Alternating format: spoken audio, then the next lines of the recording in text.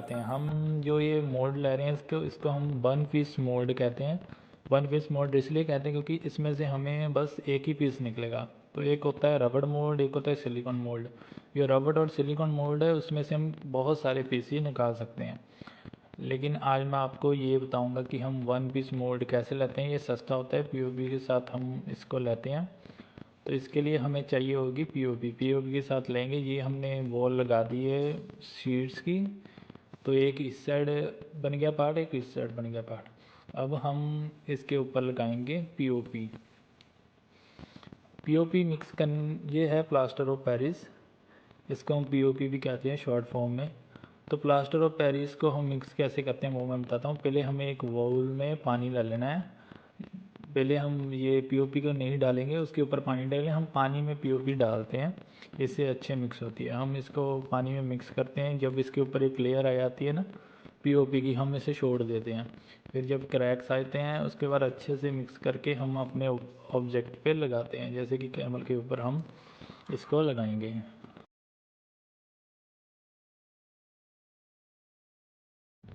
अब हम धीरे से प्यार से कि इसकी मॉडलिंग ना खराब हो, धीरे धीरे से हम पीओपी को इसके ऊपर अपने हाथों से लगाएंगे और धीरे धीरे लगाएंगे। जो हम पहली लेयर लगाते हैं ये पीओपी को हम ज़्यादा पानी की क्वांटिटी ज़्यादा रखते हैं और पीओपी के कम रखते हैं, थोड़ा लिक्विड रखते हैं।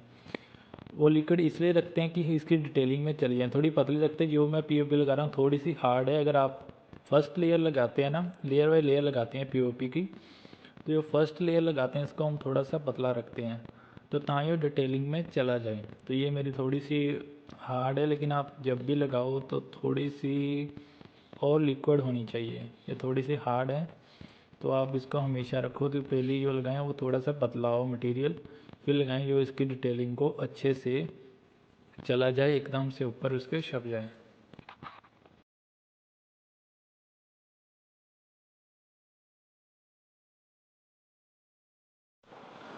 गाइस जो हम पीओपी लगाते हैं इसके ऊपर, तो हम फर्स्ट लेयर लगाते हैं फिर सेकंड लेयर लगाते हैं। तो अपने हिसाब से हम लेयर लगाते हैं। जैसे ये स्मॉल है इसके ऊपर मैं ओनली 2 लेयर ही लगाऊंगा। अगर हमारा जो बड़ा साइज है, जैसे बड़ा पोर्ट्रेट और लाइफ साइज कोई स्कल्पचर बनाते हैं, तो उसमें उसके हिसाब से हम ज़्यादा पीओपी लगाते हैं। जैसे छोटा है तो हम इसके हिसाब से हम ज़्यादा मोटा नहीं पीओपी की मोल्ड लेंगे, हम थोड़ा पतला ही रखेंगे इसके हिसाब। जैसे छोटा है तो इसके हिसाब से हम 2 लेयर ही लगाएंगे इसके ऊपर। जैसे पहली लेयर हमारी लग जाती है ना, तो सेकंड लेयर हम जब थोड़ा सा ये ड्राई हो जाता है ना उसके ऊपर फिर लगाते हैं। अगर इसके ऊपर ही हम, ये सूखी नहीं है तो इसी के ऊपर ही अगर हम दूसरी लेयर लगा दें तो ये गिरने लगती है पीओपी। इसलिए अब जब सेकंड लेयर लगाते हैं ज़्यादा भी ना सूखे, मतलब एकदम ड्राई ना हो जाए, फिर पीओपी पकड़ती नहीं है, उसके ऊपर वाली लेयर पेपड़ी बन के निकलने लगती है। इसलिए जो सेकंड लेयर हमने लगानी है तो हल्का सा ड्राई हो जाए, मतलब नीचे ना आए। तो अगर हाथ से आप लगा के देखोगे थोड़ा सा चिप चिप जो बन जाए ना पीओपी, तो फिर इसके ऊपर हम सेकंड लेयर लगाते हैं। तो साथ साथ में ये मैं शीट के साथ इसको फिनिश भी कर रहा हूँ, क्योंकि हमारा मोल्ड देखने में अच्छा लगे। तो वैसे फिनिशिंग करने की इतनी ज़रूरत नहीं है, अब थोड़ी सी फिनिशिंग हो। मैं लेकिन चाहता हूँ कि मोल्ड जो है ना वो भी एक थोड़ी फॉर्म अच्छी लगे उसकी, तो इसलिए मैं शीट के साथ उसको फिनिश कर रहा हूँ। और लास्ट में जब हम इनको ओपन करें, अगर थोड़ा आप फिनिशिंग नहीं करते तो ओपन करते टाइम तो लेंस का पता नहीं चलता, तो हम ओपन ईजिली नहीं कर पाते हैं। तो इसलिए इसको फिनिशिंग के साथ मोड़ लें, धीरे से लें, एकदम पेशेंस के साथ लें। तो फिर आपका अगर मोल्ड अच्छा होएगा तो तभी आपकी कास्टिंग अच्छी आ पाएगी। तो ये शीट्स है तो इनको मैं निकाल लूँ, क्योंकि ये छोटा मोल्ड है। अगर बड़ा मोल्ड रहते हैं ना तो उसमें हम शीट्स को ये नहीं निकालते, बीच में रहने देते हैं, तो इस साइड पीओपी लगा देते हैं। लेकिन ये छोटा है तो ये शीट्स है ना, ये स्पेस ला लेगी इसके अंदर, तो हम जब कास्टिंग करेंगे तो वहाँ से लाइन बन जाएगी एक। तो इसलिए मैं ये सीड्स निकाल के ना क्ले को ब्रश के साथ मिक्स करके पानी में क्ले डाल के ना उसको मिक्स करके लिक्विड बना के, ये देख लो आप सामने, तो मैंने वो लाइंस पे लगा दिया। जैसे दूसरा साइड मोल्ड है ना उसके ऊपर मैंने लगा दिया है। तो जब इस साइड का हम मोल्ड लेंगे ना तो बीच में क्ले आ जाएगी। क्ले और पीओपी के बीच में जब है ना दूसरा मोल्ड आएगा तो फिर वो दोनों जुड़ेंगे नहीं, ज्वाइंट नहीं होंगे। क्ले और दोनों पीस अलग अलग रहेंगे। तो जो क्ले है ना वो सेपरेट का काम करेगी, एक सेपरेट की तरह उसके सेंटर में आ जाएगी। तो हमने जैसे मैंने ये क्ले लगा दी है, क्ले को ब्रश के साथ एकदम लिक्विड को मिक्सर बना के इसके ऊपर लगा दिया है दूसरी साइड, और इस साइड मैं शीट्स लगा रहा हूँ। हम ये तीन पीसीज में लेंगे, एक नीचे इसका पीस बनेगा। तो इस साइड भी हम सेम वैसे ही क्ले पीओपी को मिक्स करके मिक्सर बनाकर इस साइड भी 1 या 2 लेयर लगाएंगे। जैसे इसकी रिक्वायरमेंट है उसके हिसाब से हम इसके ऊपर भी पीओपी लगाएंगे।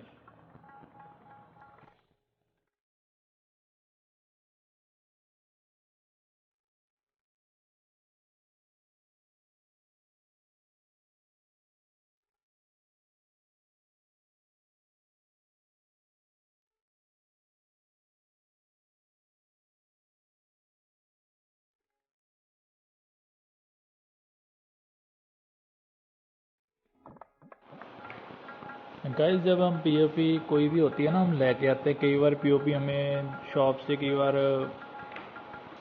ख़राब पीओपी होती है, वो हार्ड नहीं होती है। अगर हम मोल्ड जैसे कोई भी लेते हैं ना, इसमें मैंने टेस्टिंग की थी, वो वीडियो नहीं बनाई। हम पीओपी को लेते हैं, थोड़ी सी मिक्स करते हैं, उसको हम साइड में कहीं पे भी रख देते हैं।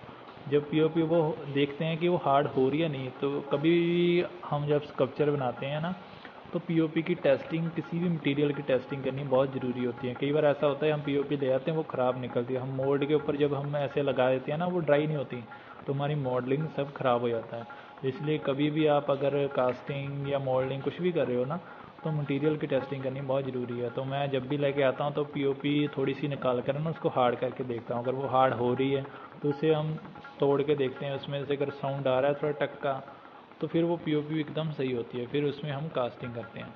तो गाइज़ ये मैं जो है ना किसी भी नाइफ से मैं इसकी लाइन क्लियर कर रहा हूँ कि लास्ट में जब मैं मोल्ड ओपन करूँ तो मुझे लाइन अच्छे से पता हो, तो वहाँ पे कुछ भी चीज़ वगैरह लगा कर है ना, तो उसको ओपन कर सकूँ। तो इसलिए नाइफ के साथ उसको मैं क्लियर कर रहा हूँ। तो ये शीट्स है ना, इस साइड वाली भी मैं निकाल रहा हूँ, तो इसके ऊपर भी मैं सेपरेट लगा दूँगा। सेपरेटर बोल देते हैं उसको। क्ले को सेपरेटर के लिए यूज़ करूँगा। ये क्ले है, जिसका मैंने एक चिक्कड़ जैसा बनाया है, मतलब पानी में एकदम घोल ली है, थोड़ी चिक्कड़ जैसा बनाकर ब्रश के साथ लगा रहा हूँ। ताकि ये थर्ड पार्ट भी जो होएगा ना नीचे वाला, तो ये इधर 2 साइड वाले मोल्ड है ना, 2 पीस है, ये नीचे वाले पार्ट के साथ ज्वाइंट ना हो। तो नीचे भी अब हम पीओपी इसके बाद लगाएंगे।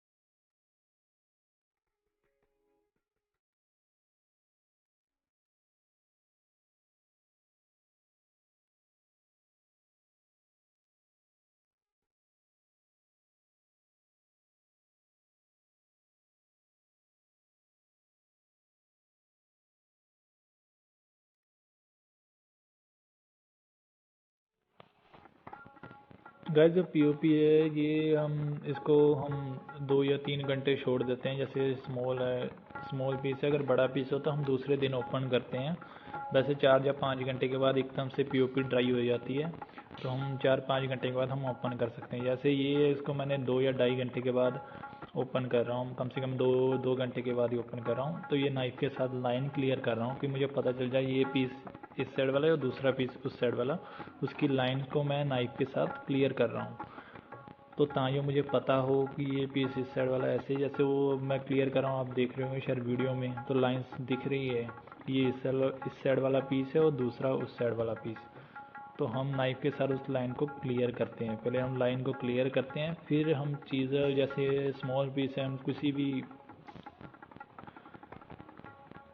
पेचकस या कोई भी आपको एक तीखी चीज़ मिल जाए जो हम वहाँ पे लगा के इसे ओपन कर लेंगे। जैसे बड़ा मोल्ड होता है जैसे कि लाइफ साइज, वहाँ पे हम नाइफ से ओपन करते हैं, धीरे से ओपन करते हैं, तो कई बार हमारा मोल्ड टूट भी जाता है। जैसे ये है, मैंने 3 पीस ही में लाया था लेकिन 5 पीस में कन्वर्ट हो गया था। लेकिन अगर आपका मोल्ड टूट रहा है तो इसमें कोई दिक्कत नहीं है, जुड़ जाता है बाद में, तो ज़्यादा कुछ नहीं है। जैसे कि अभी मैं ओपन कर रहा हूँ, ये टूल है क्ले मोल्डिंग टूल, और किसी वुड के साथ मतलब इजीली मतलब हल्के से उसको चोट दे के ओपन कर रहा हूँ।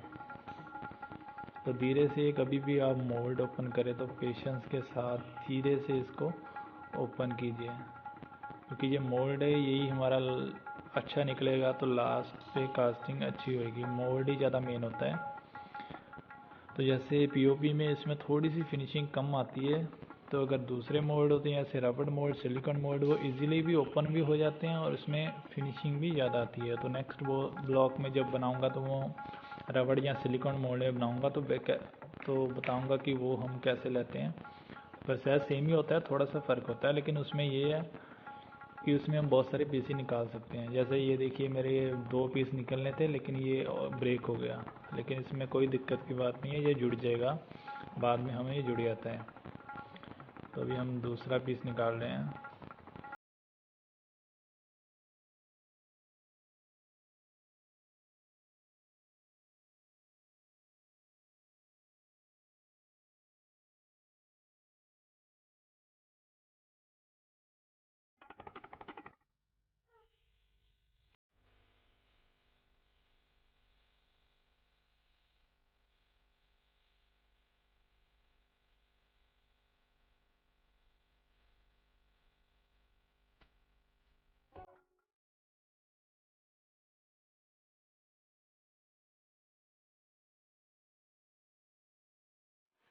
तो ये देखिए गाइस, जैसे निकल गया ना, हम अंदर से सारी मिट्टी को निकाल देंगे। जैसे अब आप देख रहे होंगे वीडियो में कि जो हमने बनाया था इसके ऊपर, पीओपी के ऊपर एकदम से पूरा छप गया है, एकदम उससे ऊपर, इसके ऊपर जो भी हमने मॉडलिंग की थी इसके ऊपर आ गई है।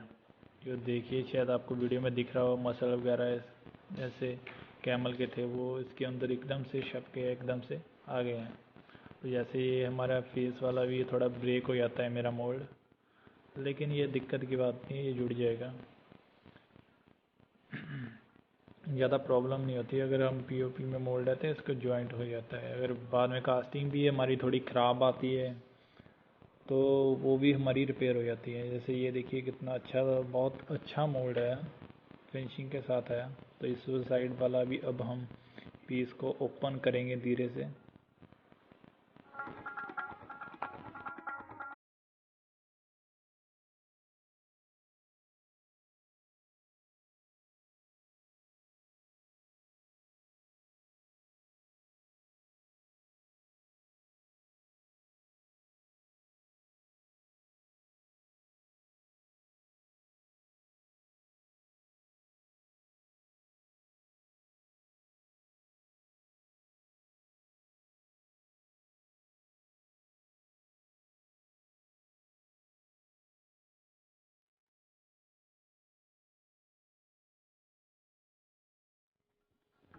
गाइस जब भी हम जैसे मोल्ड ओपन कर रहे हैं कि हम कोई भी चीज़ लगा रहे हैं, जैसे मैं टूल लगा रहा हूँ, टूल के साथ ओपन कर रहा हूँ, तो हम वुड के साथ, वुड का हैमर यूज़ करते हैं, उसके साथ हम ओपन करते हैं। आयरन का हैमर नहीं हम यूज़ करते क्योंकि उसकी चोट थोड़ी भारी होती है। जब हम चोट लगाते हैं तो वो कई बार ब्रेक होने के चांस ज़्यादा रहते हैं। तो ये देखिए कितना अच्छा मोल्ड आया, तो नीचे भी कितनी फिनिशिंग के साथ ओपन हो गया है। तो अगर मोल्ड हमारा अच्छा है तो ऑब्वियसली इसकी कास्टिंग भी अच्छी आएगी। तो हम जैसे हम ये सारी पीओपी मोल्ड को हम क्ले से अलग कर लेंगे, क्ले सारी निकाल देंगे, धीरे धीरे से हम क्ले को निकाल लेंगे सारी। तो फिर हम उसके बाद इस मोल्ड को हम वॉश करेंगे पानी के साथ, अच्छे से क्ले को हम निकाल लेंगे मोल्ड के अंदर से, ताकि हमारे जो बाद में हम इसके अंदर मटीरियल डालेंगे तो उससे अच्छी कास्टिंग निकले।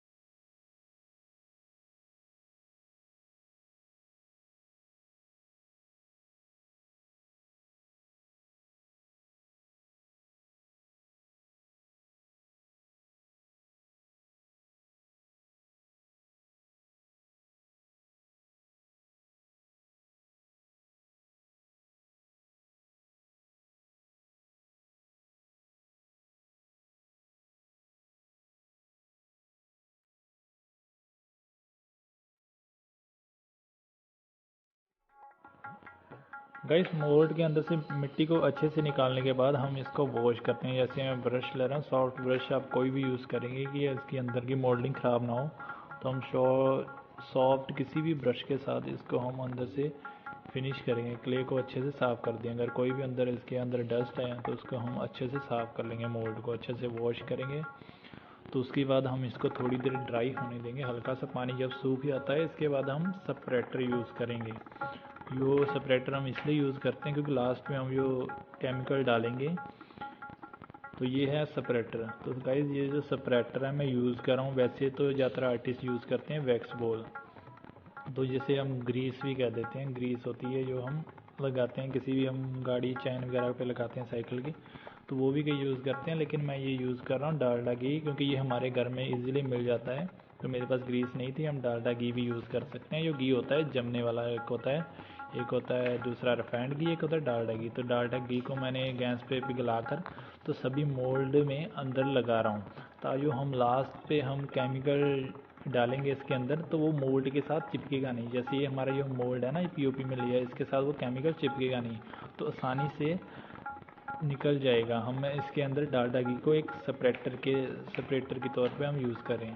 तो हम ये जो हमारे सभी पीस हैं, तो हम ये मैं होलो कास्टिंग नहीं कर रहा, एकदम इसके अंदर भर दूंगा। तो सभी पीसीज को मैं जोड़ रहा हूँ, तो थोड़ी थोड़ी पीओपी लगाकर इसके ऊपर सभी पीसीज रख के ना, सभी पीसीज को जैसे थे मोल्ड लेते सन टाइम, तो अंदर से हमने मिट्टी निकाल दिया, सभी पीसीज को अंदर से होलो हो गया, मिट्टी को निकाल दिया। अब हम सभी पीसीज को एक साथ मैं जोड़ दूंगा, और जहाँ जहाँ से पाँव है, पाँव के छेद है, वहाँ से मैं अंदर इसके केमिकल भर दूँगा। अंदर सेपरेटर लगा हुआ है, तो जो केमिकल अंदर जाएगा तो पीओपी के साथ भी नहीं चिपकेगा, तो पीओपी आसानी से छोड़ देगा।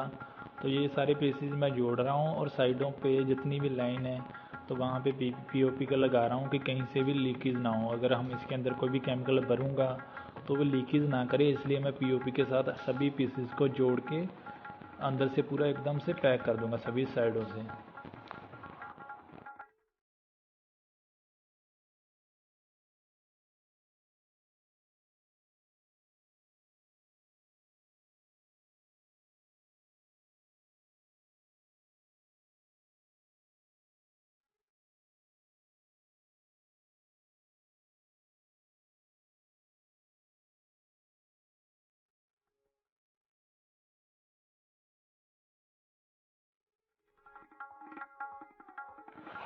गाइस सभी पीसीस को अच्छे से जोड़ने के बाद, हम अच्छे से पैक करने के बाद, तो हम इसमें जीपी रेजिन भर देंगे। मार्केट में बहुत प्रकार के रेजिन आते हैं, जैसे कि जीपी रेजिन होता है, क्लियर कास्ट रेजिन होता है, पॉलीन रेजिन होता है, और सबसे सस्ता होता है जीपी रेजिन, लेकिन मैं वही यूज़ करूँगा इसमें। जैसे जीपी रेजिन मैं इसमें अंदर भरूँगा, तो जो जीपी रेजिन है ये मैं जीपी रेजिन किसी बाउल में डाल रहा हूँ। तो बॉल में जितना मुझे क्वांटिटी इसके अंदर भरना है, जैसे 2-3 बार मैंने इसके अंदर डाला, जैसे एक बॉल से इसके अंदर पूरा फिल नहीं होगा, तो जैसे मैं एक बॉल में जीपी रेजिन को अच्छे से डाल दिया है। उसके बाद इसमें मैं डालूँगा एक्सीलेटर। एक्सीलेटर उसको बोल देते हैं, जो केमिकल होता है। तो एक्सीलेटर जो होता है इसको जल्दी हार्ड करने में मदद करता है। जैसे ये एक्सीलेटर है ना, सबसे पहले हम जीपी रेजिन में एक्सीलेटर डालते हैं, तो एक्सीलेटर हम थोड़ा सा डाल देंगे इसके अंदर इसके हिसाब से। तो इसमें मैं चॉक पाउडर भी डालूँगा, क्योंकि जो रेजिन होता है ना वो अगर डायरेक्ट रेजिन इसके अंदर भर दूँगा ना, बाद में हम घिसाई करेंगे तो वो उसके ऊपर रेगमाल नहीं चलता, इसलिए मैं इसके अंदर थोड़ा सा चॉक पाउडर मिक्स कर रहा हूँ। जैसे पहले मैंने रेजिन डाला, गाइस ध्यान से नोट कर लेना, पहले मैंने इसके अंदर रेजिन डाला, उसके बाद मैंने इसके अंदर एक्सीलेटर डाला, एक्सीलेटर डालने के बाद अब मैं चॉक पाउडर डाल रहा हूँ। तो चॉक पाउडर मैं थोड़ी क्वांटिटी में डाला, ज़्यादा नहीं डाला, थोड़ा सा इसको हार्ड, मतलब थोड़ा सा इसको लिक्विड को थोड़ा सा हार्ड मटेरियल में कन्वर्ट किया। तो जो हार्डनर है गाइस, ये ध्यान रखना, जब भी हम हार्डनर तभी डालना है जब हम इसके अंदर डालना होता है, क्योंकि हार्डनर डालने के बाद 2-3 मिनट में ये हार्ड हो जाता है, क्लियर 5 मिनट में हार्ड हो जाता है, क्योंकि केमिकल ये तेज़ है, इसका कोई टाइम नहीं होता। तो ज़्यादा अगर हम थोड़ी सी क्वांटिटी में एक्सीलेटर डालते हैं, हार्डनर डालते हैं, फिर ये हार्ड होता है धीरे धीरे। जैसे मैं थोड़ा ज़्यादा डाला है, तो हार्डनर तभी डालना, क्योंकि हार्डनर कई बार डाल देते हैं, कई बार जल्दी जल्दी हार्ड सेटिंग इसकी हो जाती है, जल्दी जल्दी हार्ड हो जाता है। तो हम हार्डनर डालने के बाद साथ में जल्दी से मिक्स करने के बाद इसके अंदर हम फिल कर देंगे। तो फिल करने के बाद ये 1 या 2 घंटे में अच्छे से पूरा पक जाता है, 2 घंटे में अच्छे से पूरा पक जाता है। तो उसके बाद मैं हैमर के साथ इसको ऊपर से हैमर कर रहा हूँ तो इसको मैं ओपन करूँगा। जैसे जैसे ये पीसीज को अंदर हमने सेपरेटर लगाया था ना, हमने इसके अंदर केमिकल भर दिए थे। जो हमने इसके अंदर सेपरेटर लगाया था ना, तो वो हम जो रेजिन इसके अंदर जो हमने सेपरेटर लगाया था ना, जो हमने इसके अंदर रेजिन भराया, तो वो रेजिन के साथ चिपकने नहीं देता, मोल्ड को रेजिन के साथ चिपकने नहीं देता, इसलिए हम सेपरेटर यूज़ करते हैं। तो जैसे ये अच्छे से पीओपी के साथ इसको ओपन करने के बाद, पीओपी को निकालने के बाद, तो हम इसको वॉश करते हैं। जैसे कि इसके ऊपर सेपरेटर लगा होता है, इसके ऊपर जब हम कलर करते हैं तो कलर इसके ऊपर चिपकता नहीं है, इसलिए हमें इसको वॉश करना बहुत ज़रूरी होता है। तो ये पूरा पीओपी को निकालने के बाद इसको वॉश करना है। वॉश करने के बाद हम ग्राइंडर के साथ इसकी फिनिशिंग करते हैं। जैसे नेक्स्ट आप देखोगे कि मैं ग्राइंडर के साथ इसको फिनिश कर रहा हूँ। तो ग्राइंडर के साथ फिनिश करने के बाद, तो चौक पाउडर के साथ रेजिन में चौक पाउडर ज़्यादा मिला कर ना, पुट्टी जैसी बनाकर, जहाँ जहाँ पे बबल्स आ जाते हैं वहाँ वहाँ पे मैंने चौक पुट्टी को भर दिया था। भर देने के बाद रेगमाल अच्छे से मैंने लगाया। रेगमाल अच्छे से लगाने के बाद गाइस, मैंने इसके ऊपर प्राइमर लगा दिया। प्राइमर लगाने के बाद इसके ऊपर मैं पेंट करूँगा।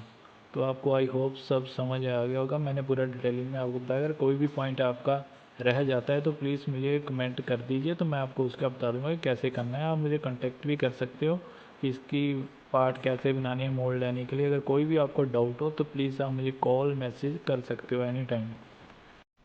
कई ग्राइंडर के साथ इसको मैंने अच्छे से, जो एक्स्ट्रा पीसीस है उसको मैंने काट दिया है। काटने के बाद मैंने अच्छे से रेगमाल किया, वॉश किया। वॉश करने के बाद जहाँ जहाँ बबल्स आ गए थे वहाँ पर पुट्टी को भर के अच्छे से मोल्डिंग करने के बाद इसके ऊपर मैंने प्राइमर लगाया। प्राइमर लगाने के बाद अच्छे से सैंड सूंड पेपर से घिसाई करने के बाद, प्राइमर लगाने के बाद इसके ऊपर मैं कलर किया है। आई होप कि आज का ब्लॉग आपको पसंद आया होगा। अगर आपको आज का ब्लॉग पसंद आया तो प्लीज़ लाइक एंड सब्सक्राइब ज़रूर कीजिए। और नेक्स्ट ब्लॉग में मैं आपको बताऊंगा कि हम हॉर्स या एलिफेंट कैसे बनाते हैं, और उसकी मैं कास्टिंग रबड़ या सिलिकॉन में करूँगा। Thank you so much. अगर अच्छा लगा आज का ब्लॉग, कुछ सीखा हो तो प्लीज़ लाइक एंड सब्सक्राइब ज़रूर कीजिए।